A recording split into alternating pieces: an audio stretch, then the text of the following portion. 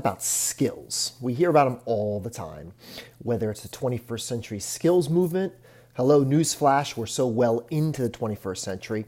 Or the skills that the World Economic Forum designates that workers need to have, whether it be by 2020 or whatever year it's going to be. You know, as we think about this evolving workforce, we need workers that have all these new skills. So over the years, I've really been thinking about it. Is it that we really want or need skilled workers? You know, skills focus on the what in terms of abilities that our kids need to perform a specific task or activity, but they don't necessarily provide a connection to the how. This is where competencies come into play. You could be skilled at throwing a baseball or hitting a baseball, but totally incompetent as to how the game is played. So as we think about competencies outline the how.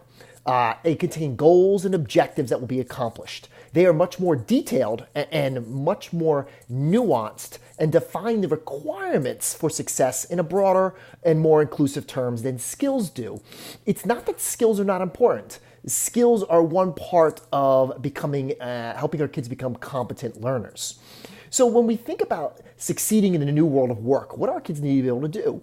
They need to demonstrate the right mix of skills, knowledge, and abilities, and on-the-job attributes.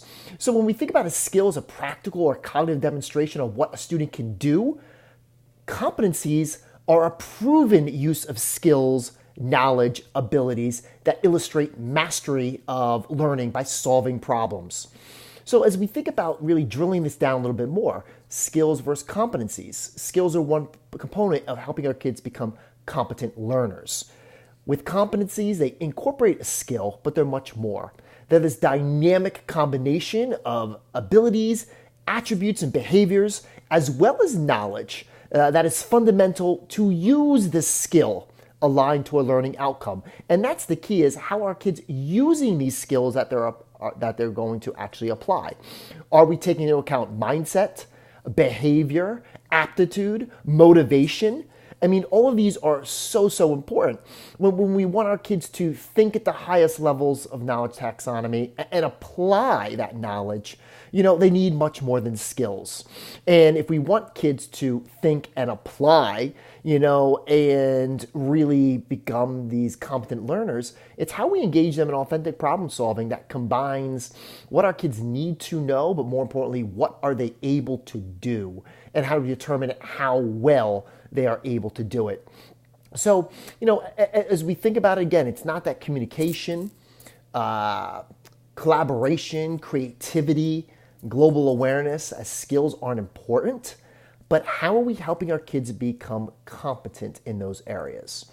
So again, these are just my thoughts and ramblings on, you know, skilled versus competence. I mean, I might be skilled at speaking and writing, but that's not good enough. I want to be competent. I want to be able to reflect, to improve, to know that there's always areas for growth, and that there is much more than black or white. And I think competencies really come into the gray area, and learning is really about the gray area. You know, all kids learn differently. The criteria of how we learn is different.